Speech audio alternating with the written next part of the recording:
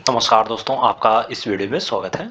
जैसा कि आप लोग जानते हैं कि हम लोग यूपी पीसीएस और आरआरएस से रिलेटेड टेस्ट सीरीज साल कर रहे हैं और यह टेस्ट सीरीज जो है वो फुल टेस्ट सीरीज है और इस टेस्ट सीरीज में आने वाले यूपी पीसीएस और आरआरएस एग्जाम के लिए अत्यंत इंपॉर्टेंट क्वेश्चन दिए गए हैं। तो चलिए टाइम को बिना वेस्ट किए आगे बढ़ते हैं और आप लोगों से एक विनम्र निवेदन है कि आप लोग चैनल को सब्सक्राइब कर लें, वीडियो को लाइक करें, शेयर करें और कमेंट करें।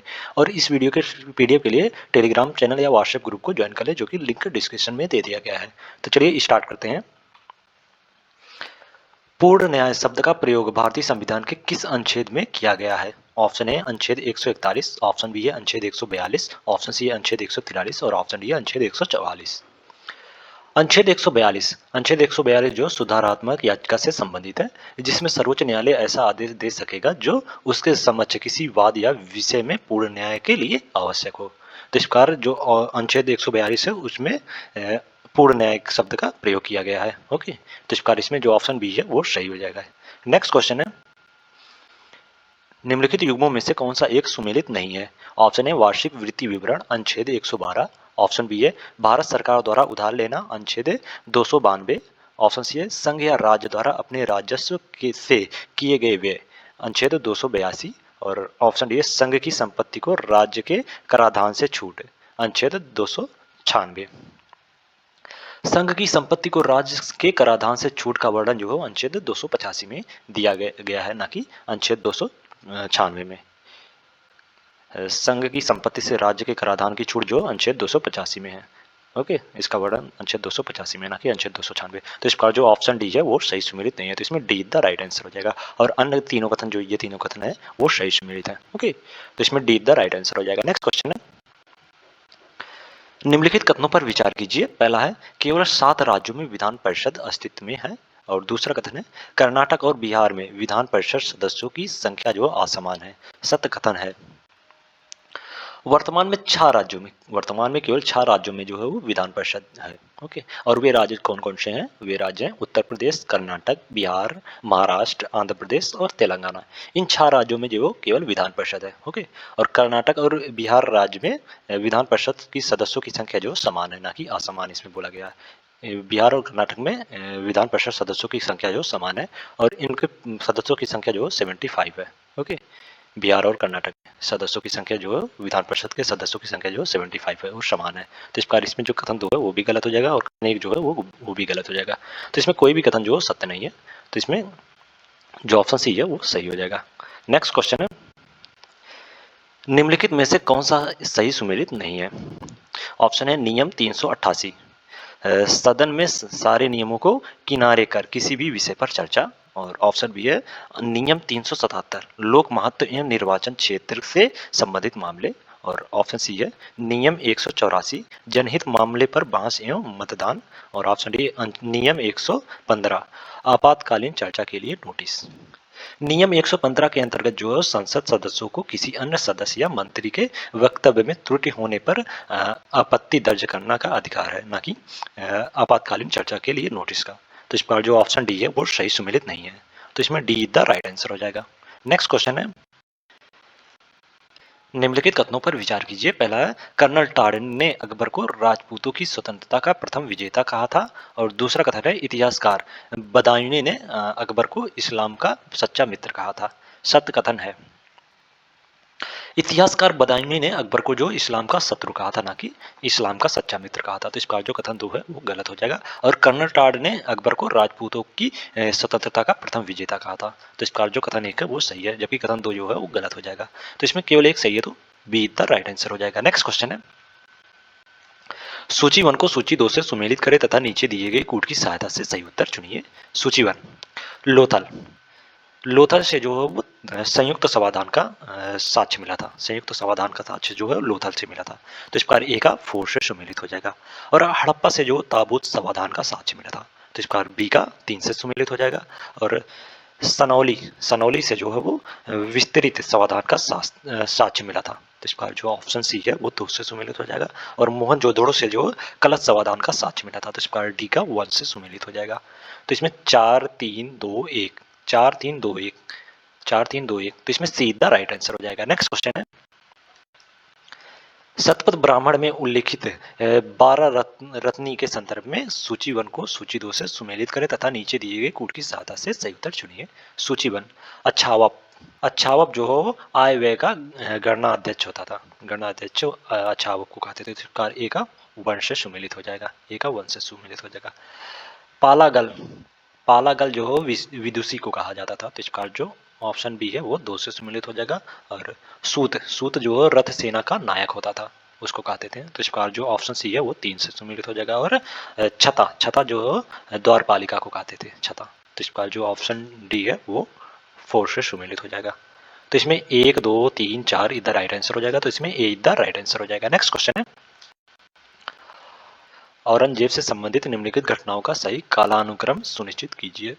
पहला तुलादान की प्रथा बंद, और दूसरा कथन है जजिया कर लगाना, तीसरा कथन है दरबारी प्रणाम की जगह सलाम वालेकुम का प्रयोग, और चौथा कथन है दरबार में संगीत पर प्रतिबंध। औरंगजेब ने दरबार में संगीत पर प्रतिबंध जो है वो 1668 में लगाया था। 1668 में जो है वो दरबार में संगीत पर प्रतिबंध लगाया था। फिर उसके बाद तुलादान की प्रथा बंद की थी, वो 1669 में। 1669 में जो 1669 में तुलादान की प्रथा को बंद किया था। फिर उसके बाद दरबारी प्रणाम की जगह जो सलाम वालेकुम का प्रयोग 1670 में उसने किया था। 1670 में, ओके। और जजिया कर जो 1679 में लगाया था, 1679 में।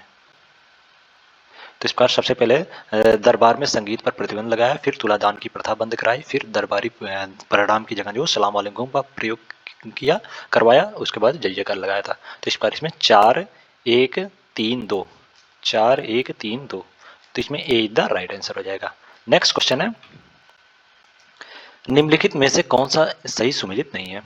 ऑप्शन ए अलतमगा, पुरस्कार स्वरूप दिए गए भू अनुदान। ऑप्शन बी है कानकूत, लगान निर्धारण की पद्धति। ऑप्शन सी है जरीब, भू राजस्व का ठेकेदार। और ऑप्शन डी खुम्मस, युद्ध में प्राप्त शत्रु संपत्ति।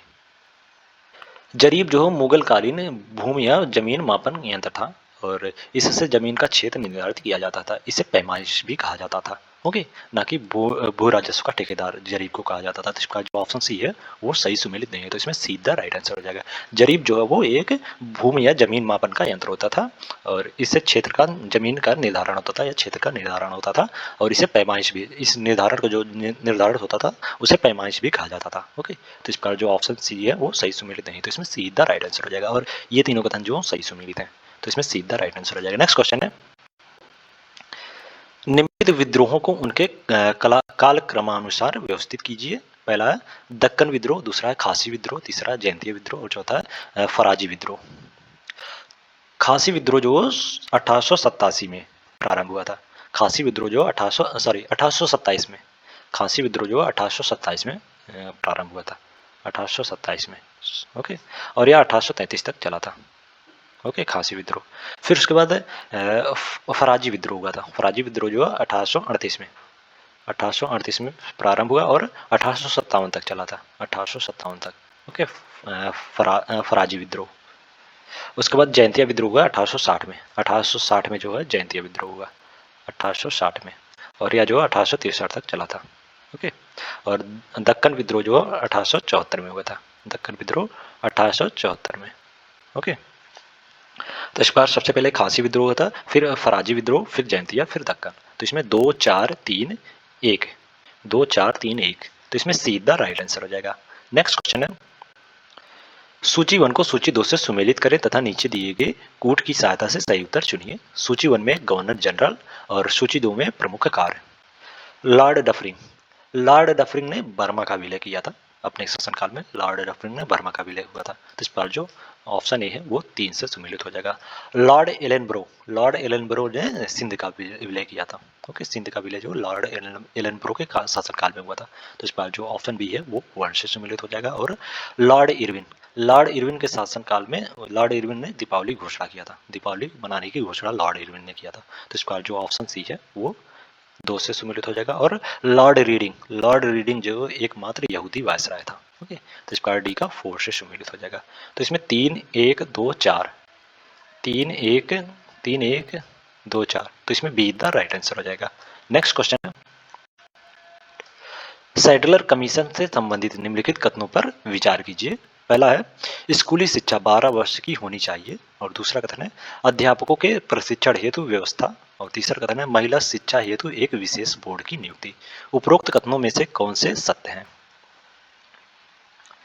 सैडलर कमीशन के संदर्भ में जो प्रश्नगत दिए गए सभी कथन जो हैं सत्य हैं। ओके, और सैडलर कमीशन के कमीशन में क्या क्या प्रावधान थे?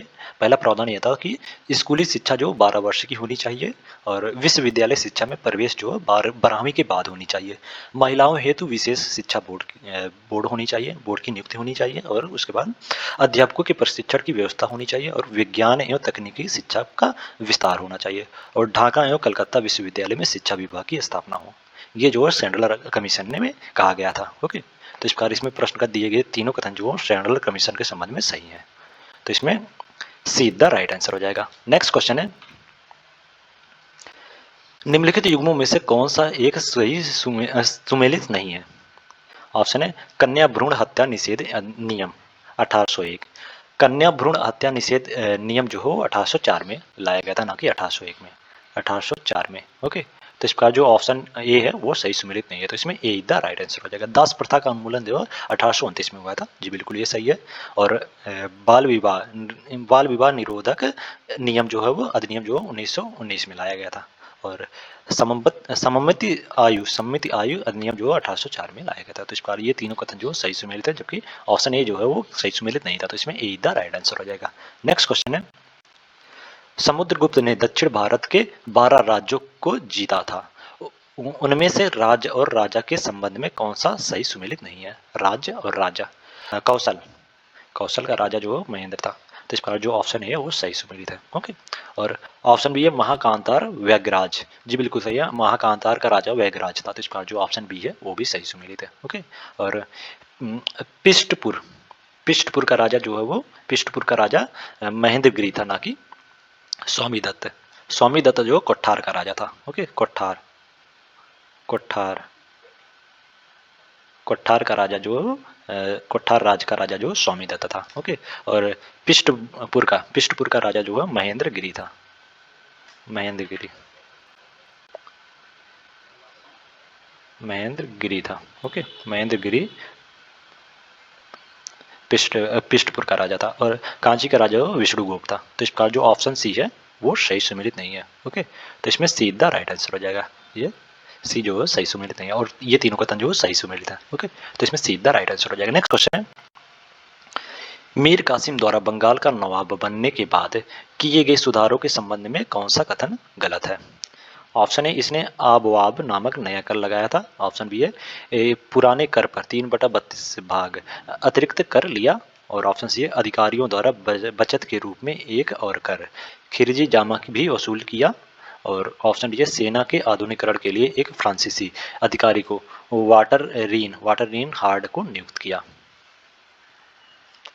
मीर कासिम ने वो बंगाल का नवाब बनने के बाद निम्नलिखित कार्य किए, और उसने अपनी राजधानी जो सबसे पहले उसने अपनी राजधानी मुर्शिदाबाद से मुंगेर स्थानांतरित किया।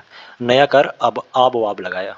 ओके, और पुराने कर पर 3/32 भाग अतिरिक्त लेना स्वीकार किया। और अधिकारियों द्वारा बचत के रूप में एक और कर खिजरी जामा भी वसूल किया। और मुंगूर में तोप और तोड़दार बंदूक को बनाने की व्यवस्था की। और उसने सेना के आधुनिकीकरण के लिए एक जर्मन अधिकारी, ना कि फ्रांसीसी अधिकारी, एक जर्मन अधिकारी जो है वो जर्मन अधिकारी वाटर रीन हार्ड को नियुक्त किया था। तो इस प्रकार जो ऑप्शन डी है वो मीर कासिम के बंगाल का नवाब बनने के बाद किए गए सुधारों के संबंध में गलत है। ओके, तो इस प्रकार जो ऑप्शन डी है वो सही हो जाएगा इसमें। नेक्स्ट क्वेश्चन है, शिवाजी की निम्न विजय को नीचे दिए गए कूट की सहायता से सही कालानुक्रम में व्यवस्थित करें। पहला है जिंजी के किले की विजय, और दूसरा है पन्हाला के दुर्ग की विजय, और तीसरा है सूरत की दूसरी लूट, और चौथा सलाहेर के दुर्ग की विजय। शिवाजी ने सूरत की दूसरी लूट जो 1670 में की थी, 1670 में सूरत की दूसरी लूट की थी शिवाजी ने। ओके, और उसके बाद 1671 ईस्वी में उन्होंने सल्लेर का दुर्ग पर विजय की थी, सल्लेर के दुर्ग पर 1671 में विजय की थी। और 1673 ईस्वी में पन्नाल के दुर्ग पर विजय की थी, पन्नाल के दुर्ग पर 1673 में, 1673 में। ओके, पन्नार के विजय पर पन्नार के दुर्ग पर विजय की थी।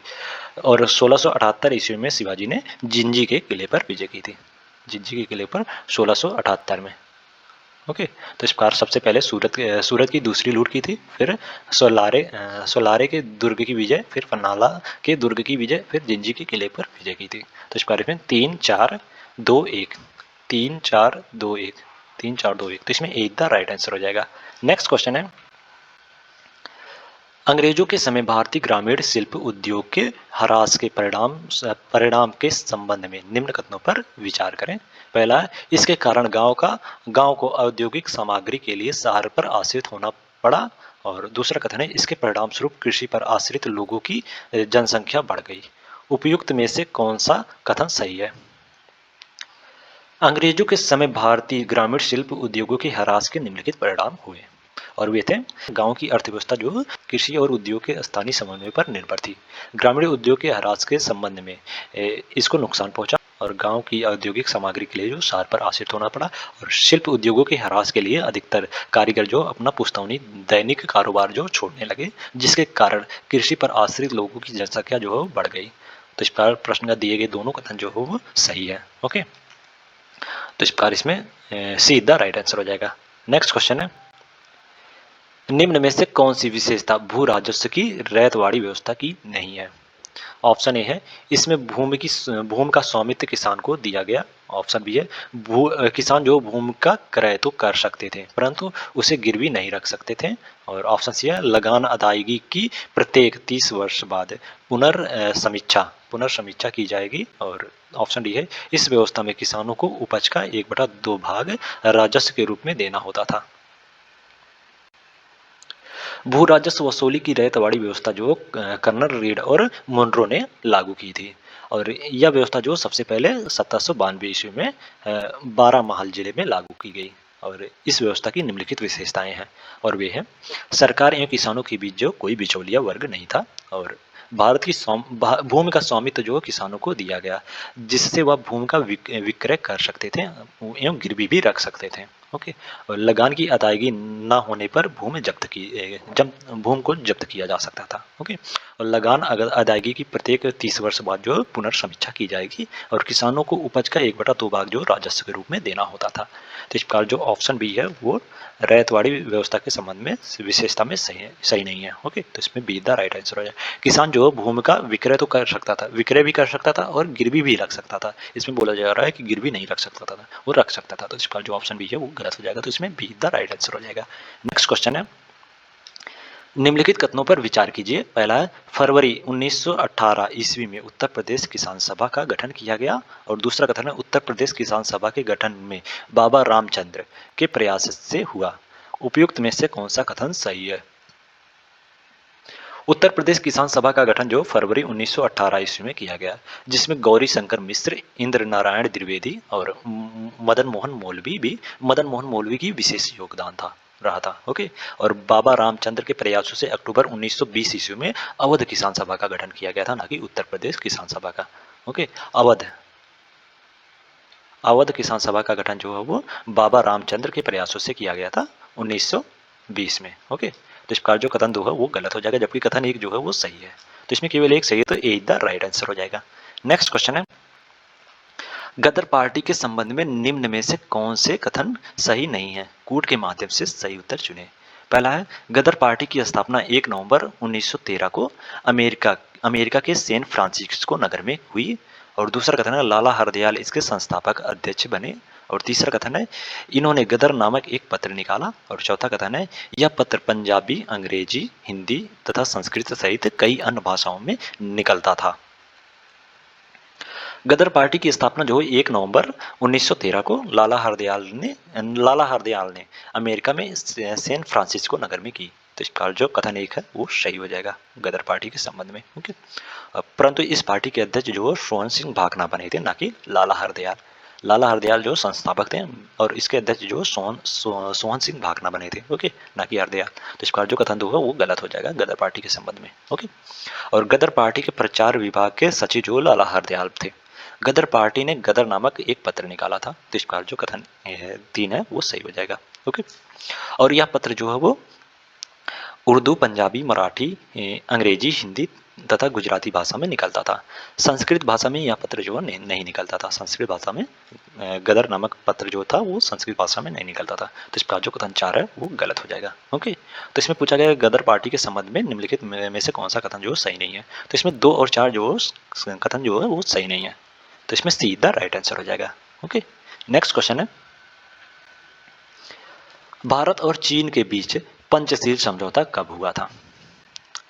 भारत और चीन के बीच पंचशील समझौता जो है वो 29 अप्रैल 1954 को हुआ था। ओके, और जिसे 5 सिद्धांत, इस पंचशील समझौते में 5 सिद्धांत थे और वे हैं, एक दूसरे की प्रादेशिक अखंडता और प्रभुसत्ता के लिए पारस्परिक सम्मान, पारस्परिक अनाक्रमण का आश्वासन, और एक दूसरे के आंतरिक मामले में हस्तक्षेप न करना, समानता पर परस्पर लाभ और शांतिपूर्ण सहाअस्तित्व। ये 5 जो है वो सिद्धांत थे पंचशील समझौते के। ओके, और यह समझौता जो 29 अप्रैल 1954 को हुआ था। तो इसका जो ऑप्शन ए है वो सही हो जाएगा। नेक्स्ट क्वेश्चन है, नीचे 2 कथन दिए गए हैं जिनमें से एक को कथन ए और दूसरे को कारण आर कहा गया है। अब कथन ए, शेरशाह सूरी ने शासक बनने के पश्चात सबसे पहले पंजाब तथा गोखर की विजय की, और कारण आर में कहा जा रहा है कि शेरशाह सीमांत प्रदेशों से मुगलों के किसी भी संभावित आक्रमण को रोकने के लिए बोलन दर्रा एवं पेशावर से आने वाले मार्गों को सुरक्षित रखना चाहता था। नीचे दिए गए कूट से सही उत्तर का चयन कीजिए। शेरशाह सूरी जो शासक बनने के पश्चात सर्वप्रथम पंजाब की ओर अपना ध्यान आकर्षित किया और उस पर सफलतापूर्वक जो अधिकार किया।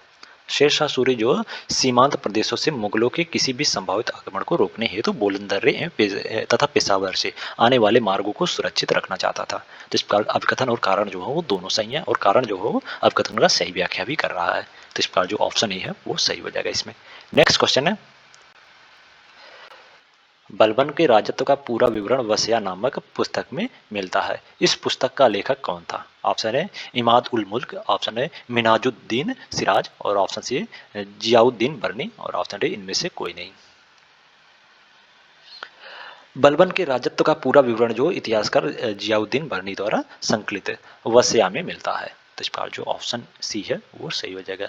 वसिया नामक पुस्तक के लेखक जो जियाउद्दीन बर्नी था। ओके, तो इसमें सीधा राइट आंसर हो जाएगा। नेक्स्ट क्वेश्चन है, निम्नलिखित कथनों पर विचार कीजिए। पहला है, विजयनगर के शासक कृष्णदेवराय ने बीदर पर आक्रमण कर बहमनी शासक महमूद शाह को कासिम वरीद के चुंगल से निकालकर पुनः सिंहासन रूढ़ किया। और दूसरा कथन है, इस उपलक्ष्य में उसने यवन राज स्थापनाचार्य की उपाधि ग्रहण की। उपयुक्त में से कौन सा कथन सही है। कृष्णदेवराय जो है विजयनगर का सबसे महान शासक था। इसने बीदर राज्य पर आक्रमण कर बामनी शासक महमूद शाह को कासिम बरीद के चुंगल से मुक्त कराकर पुनः सिंहासन रूढ़ किया, और इस उपलक्ष्य में उसने यमन राज्य स्थापनाचार्य की उपाधि धारण की। इस प्रकार दिए गए दोनों कथन जो है वो सही है। तो इस प्रकार इसमें सीधा राइट आंसर हो जाएगा। ओके, नेक्स्ट क्वेश्चन है, मुगल बादशाह अकबर के शासनकाल में लागू करोड़ी व्यवस्था के संबंध में निम्न कथनों पर विचार कीजिए। पहला कथन है, इस व्यवस्था को उसके दीवान इतमाद खान ने 1562 ईस्वी में लागू किया। और दूसरा कथन है, इसके तहत संपूर्ण खालसा भूमि को 185 राजस्व भागों में विभाजित किया गया।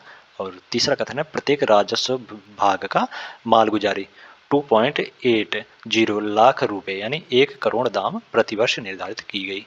उपयुक्त में से कौन सा कथन सही है। मुगल बादशाह अकबर के दीवान एतमाद खान ने भू राजस्व के संबंध में 1562 ईस्वी में करोड़ी व्यवस्था लागू की, जिसके अनुसार संपूर्ण खालसा भूमि को 182 राजस्व विभागों में विभाजित किया गया था। ओके, ना कि 185 में, 182 राजस्व भागों में विभाजित किया गया था। ओके, तो इसका जो कथन दो है वो गलत हो जाएगा इसमें।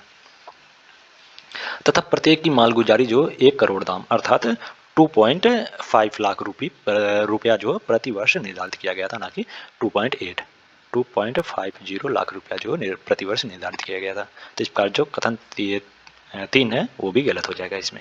ओके, और इसमें पूछा गया है कि मुगल बादशाह अकबर के शासनकाल में लागू करोड़ी व्यवस्था के संबंध में कौन सा कथन जो सही है, उपयुक्त कौन सा कथन जो सही है। तो इसमें केवल एक सही है, तो इसमें डी द राइट आंसर हो जाएगा। नेक्स्ट क्वेश्चन है, निम्नलिखित कथनों पर विचार कीजिए। पहला है, अम्ल वे पदार्थ होते हैं जो अपने जलीय विलयन में हाइड्रोजन के ऋणायन उत्पन्न करते हैं। और दूसरा कथन है, क्षार वे पदार्थ होते हैं जो जलीय विलयन में हाइड्रोक्साइड आयन देते हैं। उपयुक्त में से कौन सा कथन सही है? वे पदार्थ जो अपने जलीय विलयन में हाइड्रोजन के धनायन उत्पन्न करते हैं अम्ल कहलाते हैं, ना कि ऋणायन। जो वे पदार्थ जो अपने जलीय विलयन में हाइड्रोजन के धनायन उत्पन्न कराते हैं, हाइड्रोजन के धनायन जो उत्पन्न कराते हैं उसे अम्ल कहते हैं। तो इस बार जो कथन एक है वो गलत हो जाएगा इसमें। अम्ल स्वाद में जो हो खट्टे होते हैं और उनकी धातुओं से अतिक्रिया जो कराने पर हाइड्रोजन गैस मुक्त होता है, जबकि क्षार वे पदार्थ हैं जो जलीय विलयन में हाइड्रोक्साइड आयन देते हैं। हाइड्रोक्साइड आयन जो क्षार जो अपने जलीय विलयन में देते हैं। तो इस बार जो कथन 2 है वो सही हो जाएगा इसमें।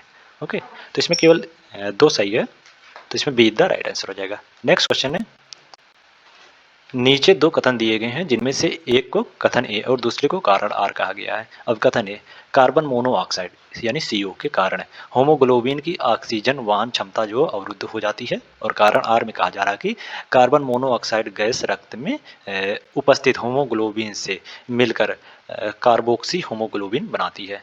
नीचे दिए गए कूट से सही उत्तर का चयन कीजिए। कार्बन मोनोऑक्साइड गैस जो रक्त में उपस्थित होमोग्लोबिन से मिलकर कार्बोक्सी होमोग्लोबिन बनाती है। इसके कारण जो होमोग्लोबिन की ऑक्सीजन वहन क्षमता जो अवरुद्ध हो जाती है, जिसके कारण मनुष्य का दम घुटने लगता है तथा व्यक्ति की मृत्यु हो जाती है तथा व्यक्ति की जो मृत्यु भी हो सकती है इसके कारण। तो इस प्रकार अपकथन और कारण जो है दोनों सही है और कारण जो है अपकथन का सही स्पष्टीकरण भी कर रहा है। तो इस प्रकार जो ऑप्शन ए है वो सही हो जाएगा इसमें। नेक्स्ट क्वेश्चन है, निम्नलिखित युग्मों में से कौन सा एक सही सुमेलित नहीं है? नाइट्रोजनी उर्वरक और नाइट्रोजन की मात्रा। भारत में किसानों द्वारा कई प्रकार के उर्वरक का प्रयोग किया जाता है, जिसमें नाइट्रोजनी उर्वरक जो महत्वपूर्ण है। नाइट्रोजनी उर्वरक जो कई प्रकार के होते हैं तथा इसमें नाइट्रोजन की मात्रा भी भिन्न भिन्न होती है।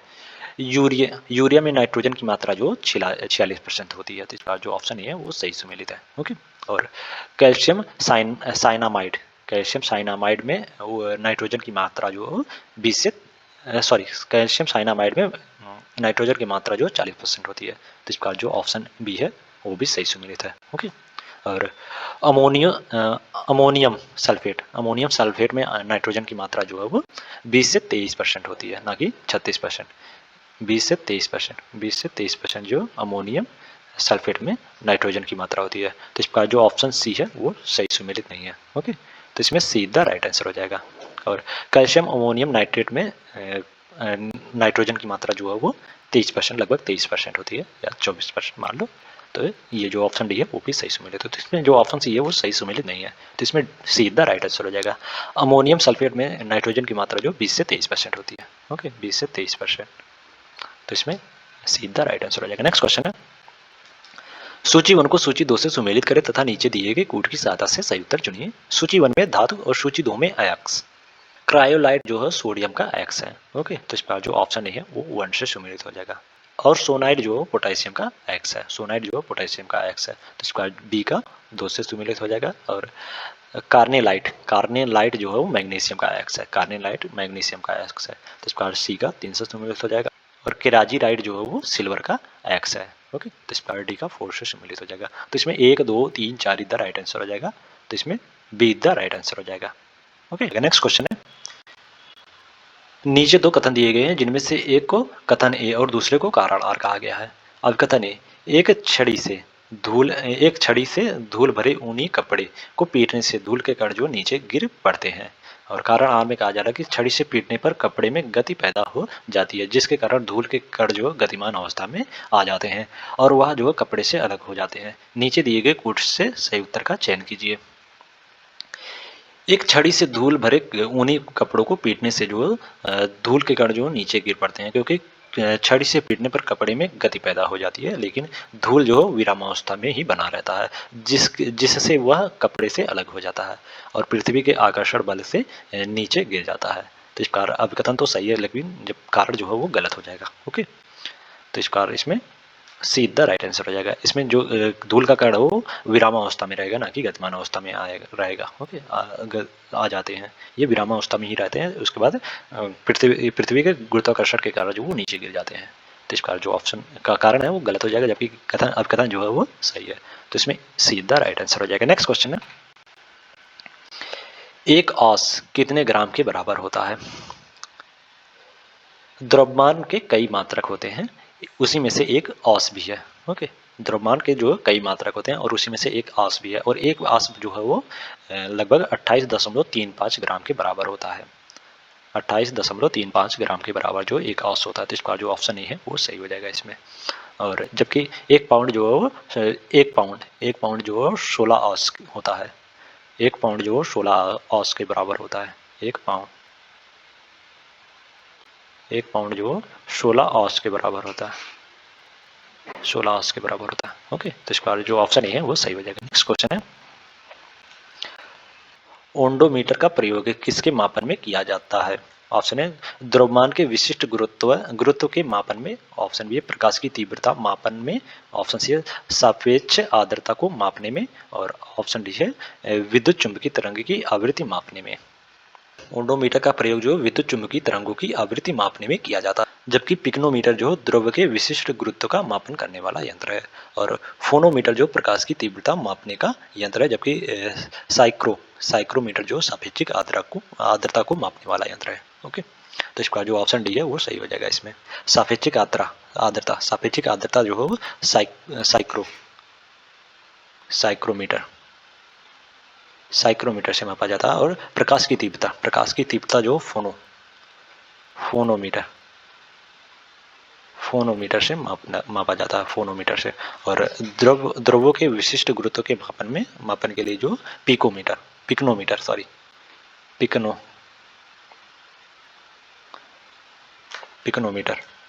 का प्रयोग किया जाता है। तो इसका जो ऑप्शन डी है वो सही हो जाएगा।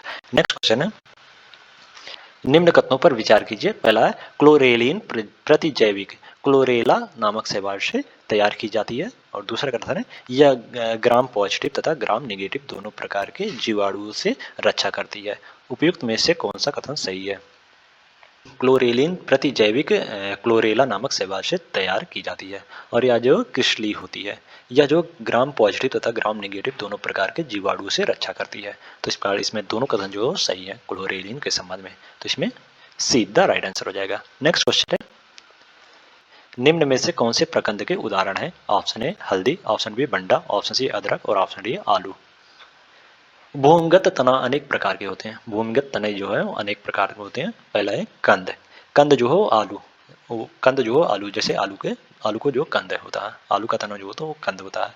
और सलाकंद जो प्याज लहसुन और लिली को सलाकंद के अंतर्गत आते हैं। ओके, और घन कंद के अंतर्गत बंडा, अरबी और जिमीकंद, केसर, ये सब जो है घन कंद के अंदर आते हैं। और प्राकंद के अंदर हल्दी, अदरक, केला, फरनी, केली, ये सब जो है प्राकंद के अंतर्गत आते हैं, उदाहरण है। तो इसका जो ऑप्शन ए 1 और 3 है वो प्राकंद के उदाहरण है। ओके, हल्दी और अदरक जो प्राकंद के उदाहरण है। तो इसका इसमें 1 और 3 इधर राइट आंसर हो जाएगा।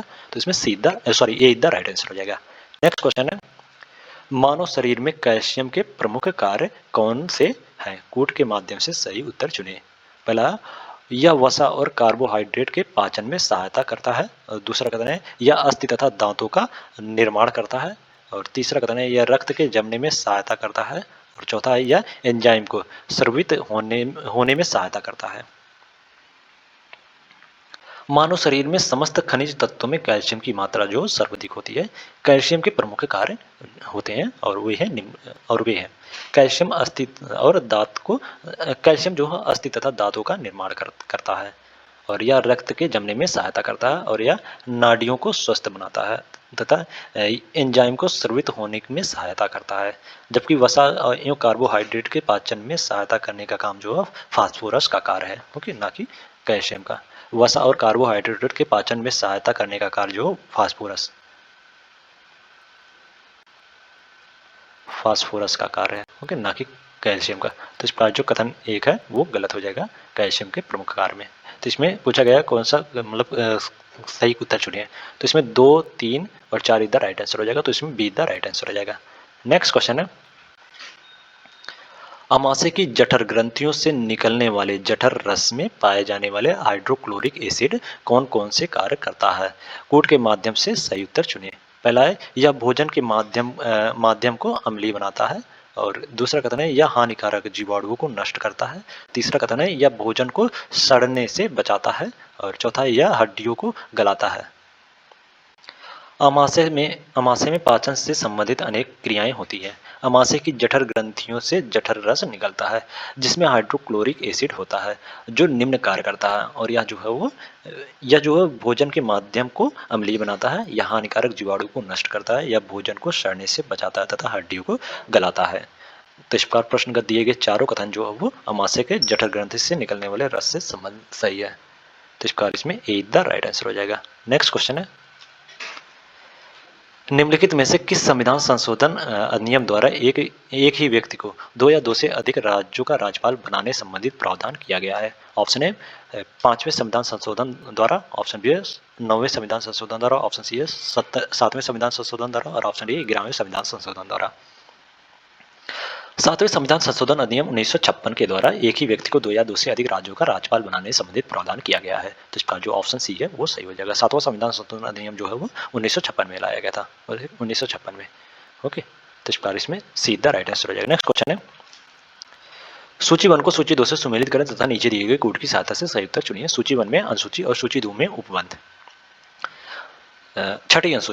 छठी अनुसूची में जो है असम, मेघालय, त्रिपुरा और मिजोरम के राज्यों के जनजाति क्षेत्र का प्रशासन के बारे में वर्णन है। ओके, तो इस प्रकार जो ऑप्शन ए है वो 1 से सम्मिलित हो जाएगा। दूसरी अनुसूची में राज्य विधानसभाओं के अध्यक्ष तथा उपाध्यक्ष के बारे में उपबंध का प्रावधान है। ओके, राज्य के अध्यक्ष तथा उपाध्यक्ष के बारे में उपबंध का प्रावधान जो दूसरी अनुसूची में है। तो इस प्रकार जो बी है वो 3 से सम्मिलित हो जाएगा। ये दो है, ए का 2 से सम्मिलित हो जाएगा और बी का 3 से सम्मिलित हो जाएगा। ओके, और 12वीं अनुसूची जो है वो नगर पालिकाओं की शक्ति और उनके प्राधिकरण तथा उत्तरदायित्व का वर्णन है 12वीं अनुसूची में। तो इस प्रकार जो ऑप्शन सी है वो 4 से सम्मिलित हो जाएगा। और 5वीं अनुसूची जो अनुसूचित क्षेत्र एवं अनुसूचित जनजातियों के प्रशासन और नियंत्रण के बारे में वर्णन है 5वीं अनुसूची में। तो इस प्रकार जो डी है वो 1 से सम्मिलित हो जाएगा। तो इसमें 2 3 4 1 तो इसमें डी द राइट आंसर हो जाएगा। नेक्स्ट क्वेश्चन है, भारत शासन अधिनियम 1919 के द्वारा कौन से परिवर्तन किए गए हैं? कूट के माध्यम से सही उत्तर चुनें।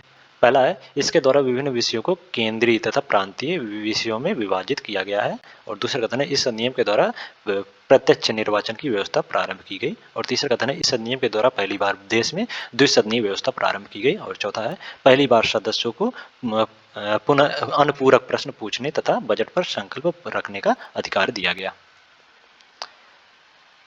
अनुपूरक प्रश्न पूछने तथा बजट पर संकल्प रखने का अधिकार जो 1909 के भारत परिषद अधिनियम के द्वारा सदस्यों को दिया गया है, ना कि भारत शासन अधिनियम 1919 के द्वारा। तो इसका जो कथन 4 है वो गलत हो जाएगा इसमें। ओके, जबकि प्रशासन के सभी विषयों को दो श्रेणियों केंद्रीय विषय और प्रांतीय विषय में वर्गीकृत किया गया भारत शासन अधिनियम 1919 के तहत। ओके, तो इसका जो कथन एक है वो सही हो जाएगा, और इस अधिनियम के द्वारा पहली बार देश में द्विसदनीय व्यवस्था लागू की गई है। ओके, द्विसदनीय व्यवस्था जो है इस अधिनियम के द्वारा पहली बार देश में लागू की गई है। तो इसका जो कथन 3 है वो भी सही हो जाएगा, और इस अधिनियम के द्वारा ही प्रत्यक्ष निर्वाचन व्यवस्था जो प्रारंभ की गई थी। तो इसका जो कथन 2 है वो भी सही हो जाएगा। तो इसमें 1 2 3 इधर राइट आंसर हो जाएगा, तो इसमें सीधा राइट आंसर हो जाएगा। नेक्स्ट क्वेश्चन है, 26 जनवरी 1950 संविधान लागू होने के बाद विभिन्न संविधान संशोधन द्वारा कौन कौन से भाग संविधान में जोड़े गए? ऑप्शन है 4 का, ऑप्शन बी है पहला 4 का, दूसरा 9 का, तीसरा 10 का, और चौथा है 14 का।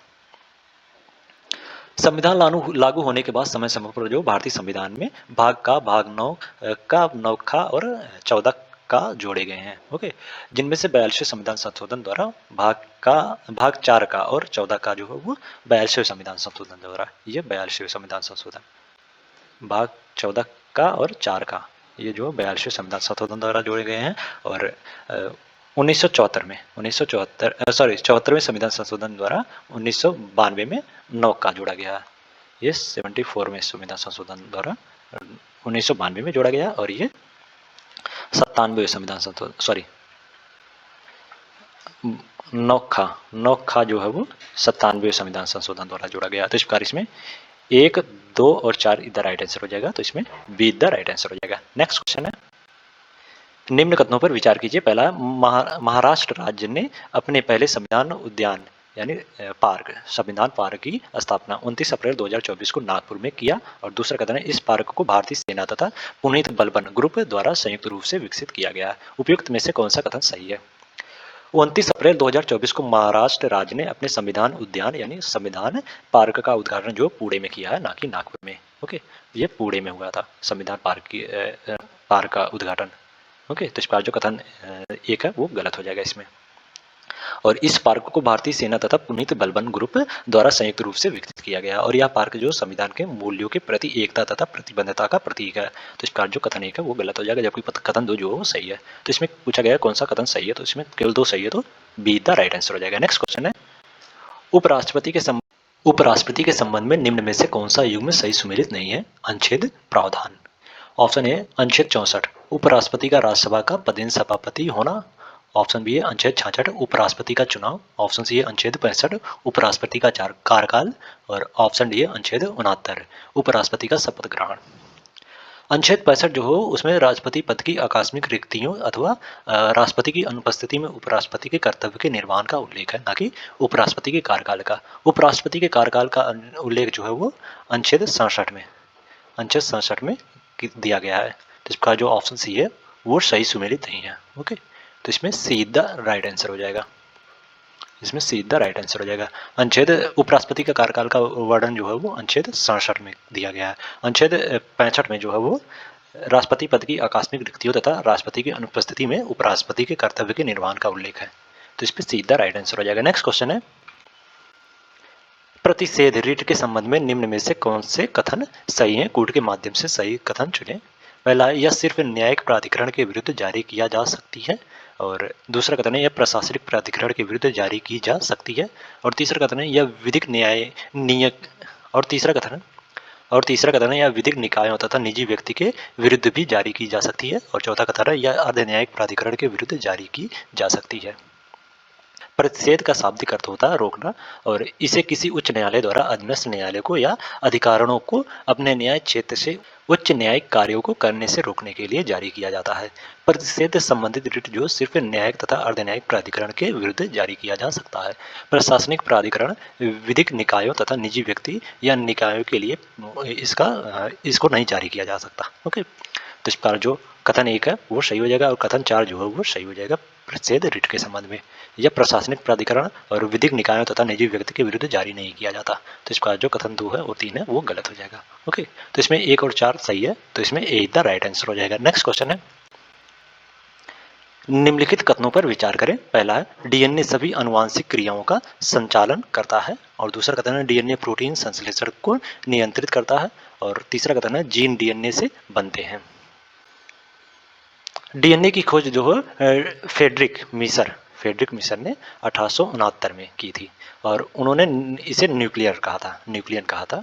और डीएनए जो है मुख्यतः केंद्र में पाया जाता है और इसमें डीऑक्सीराइबोज शर्करा पाई जाती है। ओके, और यह प्रोटीन संश्लेषण को नियंत्रित करता है तथा जीन को आनुवंशिकता की मूल भौतिक तथा कार्यात्मक इकाई कहा जाता है। तो इस पर सभी कथन जो डीएनए के संबंध में इसमें सही है। ओके, इसमें पूछा गया असत्य कथन कौन सा है? ओके, असत्य कथन, इसमें कोई भी कथन जो असत्य नहीं है, तो इसमें डी द राइट आंसर हो जाएगा। नेक्स्ट क्वेश्चन है सूची 1 को सूची 2 से सुमेलित करें तथा नीचे दिए गए कूट की सहायता से सही उत्तर चुनिए। सूची 1 में संस्था और सूची 2 में मुख्यालय।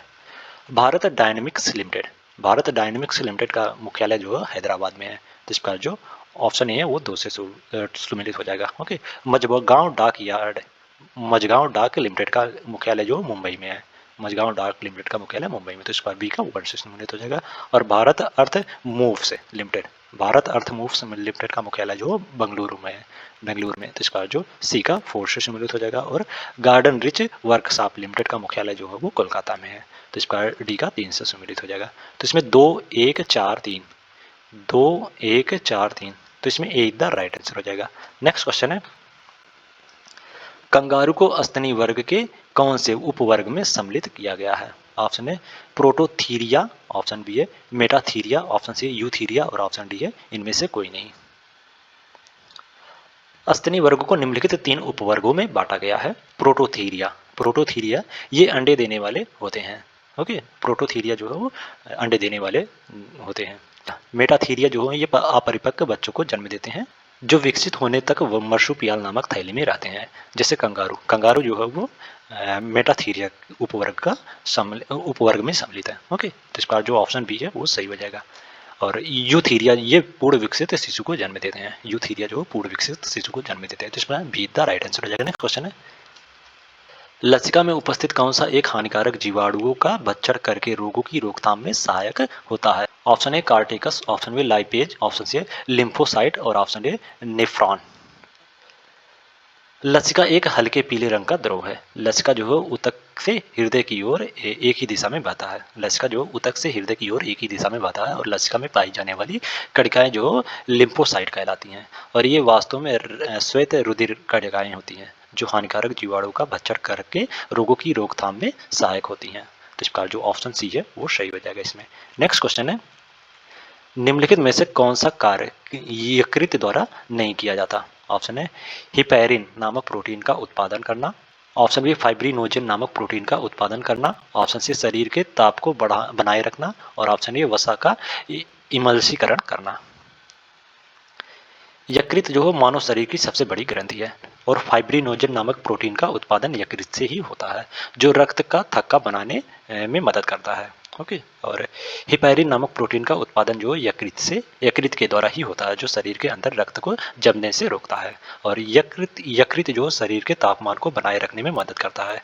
वसा का इमल्सीकरण जो पित्ताशय में जमा पित्त रस द्वारा किया जाता है, ना कि यकृत द्वारा। ओके, वसा का इमल्सीकरण जो पित्ताशय में जमा पित्त रस द्वारा होता है, ना कि यकृत द्वारा। तो इसका जो ऑप्शन डी है वो यकृत द्वारा नहीं किया जाता। तो इसमें डी द राइट आंसर हो जाएगा। नेक्स्ट क्वेश्चन है, निम्नलिखित में से किस एक की कमी से दांत झड़ने की समस्या उत्पन्न हो जाती है? Option A fluorine, option B है आयोडीन, ऑप्शन सी आयरन और ऑप्शन डी टोकोफेरॉल। फ्लोरीन की कमी से जो दांत झड़ने की समस्या जो उत्पन्न हो जाती है, इसका मुख्य स्रोत जो पानी, पीने का पानी, समुद्री मछली एवं चाय है। ओके, तो इसका जो ऑप्शन ए है वो सही हो जाएगा। फ्लोरीन की कमी से जो दांत के झड़ने की समस्या उत्पन्न होती है और आयोडीन की कमी से जो है वो घेगा रोग यानी थायराइड ग्रंथि में वृद्धि होती है और जिससे के कारण घेगा रोग होता है आयोडीन की कमी से। ओके, और आयरन आयरन की कमी से जो है एनीमिया रोग होता है। आयरन की कमी से एनीमिया रोग होता है और टोकोफेरॉल की कमी से जो नपुंसकता आ जाती है। ओके, बाझपन या नपुंसकता आ जाती है टोकोफेरॉल की कमी से। तो इस पर जो ऑप्शन है वो सही हो जाएगा इसमें। नेक्स्ट क्वेश्चन है, नीचे दो कथन दिए गए हैं जिनमें से एक को कथन ए और दूसरे को कारण आर कहा गया है। अब कथन ए, खुली वायु में कुछ दिन छोड़ देने पर चांदी की वस्तुएं जो काली होने लगती हैं और कारण आर में कहा जा रहा है कि चांदी जो वायु में उपस्थित ऑक्सीजन से अपक्रिया कर सिल्वर सल्फाइड का निर्माण करती है। नीचे दिए गए कूट से सही उत्तर का चयन कीजिए। खुली हवा में कुछ दिन खुला छोड़ देने पर चांदी की वस्तुएं जो काली हो जाती हैं। वायु में उपस्थित सल्फर के साथ अपक्रिया करके जो है वो सल्फर सल्फाइड का निर्माण करता है जिसकी पर जो जमने से चांदी की वस्तु जो काली हो जाती है। तो इस प्रकार अभिकथन और कारण जो दोनों सही है और कारण जो अभिकथन का सही व्याख्या भी कर रहा है। तो इस प्रकार जो ऑप्शन ए है वो सही हो जाएगा इसमें। नेक्स्ट क्वेश्चन है, निम्नलिखित में से कौन सा एक युग्म सही सुमेलित नहीं है? मोल राशि, एसआई मात्रा, पदार्थ का मात्रा, पदार्थ का मात्रा का एसआई मात्रक जो मोल होता है। तो इसका जो ऑप्शन है वो सही हो जाएगा इसमें। ओके, ज्योति तीव्रता का मात्रक जो एसआई मात्रक जो कैंडला होता है। तो इसका जो ऑप्शन भी है वो भी सही हो जाएगा। और ऊष्मा गतिकी ताप का मात्रक जो केल्विन होता है। तो इसका जो ऑप्शन सी है वो भी सही हो जाएगा। द्रव्यमान का एसआई मात्रक जो किलोग्राम होता है, ना कि मिलीग्राम। किलोग्राम जो है एसआई मात्रक होता है द्रव्यमान का। तो इसका जो ऑप्शन डी है वो सही सुमेलित नहीं है। तो इसमें डी द राइट आंसर हो जाएगा। ओके, नेक्स्ट क्वेश्चन है, भारत में समेकित निर्देशित प्रक्षेपास्त्र विकास कार्यक्रम की नींव रखी गई थी? भारत में समेकित निर्देशित प्रक्षेपास्त्र विकास कार्यक्रम की नींव जो 1983 में रखी गई थी। यह कार्यक्रम जो डीआरडीओ के नेतृत्व में चलाया गया था। ओके, और भारत की पूर्व प्रधानमंत्री इंदिरा गांधी ने इस कार्यक्रम की आधारशिला रखी थी। तो इसका जो ऑप्शन ए है वो सही हो जाएगा। नेक्स्ट क्वेश्चन है, निम्नलिखित पर विचार करें। पहला है शब्द संक्षेप और पूर्ण रूप। यूआरएल URL का फुल फॉर्म जो है यूनिफॉर्म रिसोर्स लोकेटर है, तो इसका जो कथन एक है वो सही सुमेलित है। यूएसबी का फुल फॉर्म जो है यूनिवर्सल सीरियल बस, यूएसबी का फुल फॉर्म जो है यूनिवर्सल सीरियल बस, जी बिल्कुल ये सही है। ओके, तो इसका जो कथन दो है वो भी सही सुमेलित है। और वीएडीएस का फुल फॉर्म जो है वायरस एक्टिविटी डिटेक्शन है, तो इसका जो कथन 3 है वो भी सही है। ओके, तो इसी में सभी कथन जो है वो सही है, सही सुमेलित है, तो इसमें डी द राइट आंसर हो जाएगा। नेक्स्ट क्वेश्चन है, निम्नलिखित युग्मों में से कौन सा एक सही सुमेलित नहीं है? ऑप्शन ए संघ सरकार, भाग 5 में जो है वो संघ सरकार का वर्णन किया गया है, तो इसका जो ऑप्शन ए है वो सही सुमेलित है। सहकारी समितियों का वर्णन जो भाग 9 खा में है, ना कि भाग 9 का में, तो इसका जो ऑप्शन बी है वो सही सुमेलित नहीं है। ओके, सहकारी समितियों का वर्णन जो है वो भाग 9 खा में है, और इसे सहकारी समितियों को भारत के संविधान में जो है वो 97वें संविधान संशोधन अधिनियम 2011 के द्वारा जोड़ा गया था। ओके, 97वें संविधान संशोधन अधिनियम 2011 के द्वारा जोड़ा गया था इसे, और यह भाग 9 खा में है इसका वर्णन, तो इसका जो ऑप्शन बी है वो सही सुमेलित नहीं है। राजभाषा का वर्णन जो भाग 17 में है, और संविधान संशोधन जो है भाग 20 में कहा गया वर्णन है, तो इसका इसमें सी और डी जो है सही सुमेलित है, तो इसमें बी द राइट आंसर हो जाएगा। नेक्स्ट क्वेश्चन है, निम्नलिखित में से कौन सा एक उपबंध साधारण बहुमत से संशोधित नहीं किया जा सकता? ऑप्शन ए नागरिकता, ऑप्शन बी छठी अनुसूची, और ऑप्शन सी है राज्यों की कार्यपालिका शक्ति, और ऑप्शन ए नए राज्यों का निर्माण। राज्यों की कार्यपालिका शक्ति में संशोधन जो है विशेष बहुमत तथा राज्यों के अनुमोदन के आधार पर होता है, ना कि इसे साधारण बहुमत के द्वारा ओके संशोधन किया जाता है, तो इसका जो ऑप्शन सी है वो सही हो जाएगा इसमें। तो आज के लिए इतना ही, अगले नेक्स्ट वीडियो में हम लोग नेक्स्ट 50 क्वेश्चन लेके आएंगे। अगर वीडियो अच्छी लगी हो तो वीडियो को लाइक कर दें, और इसी प्रकार के वीडियो के लिए चैनल को सब्सक्राइब कर लें। Thank you so much.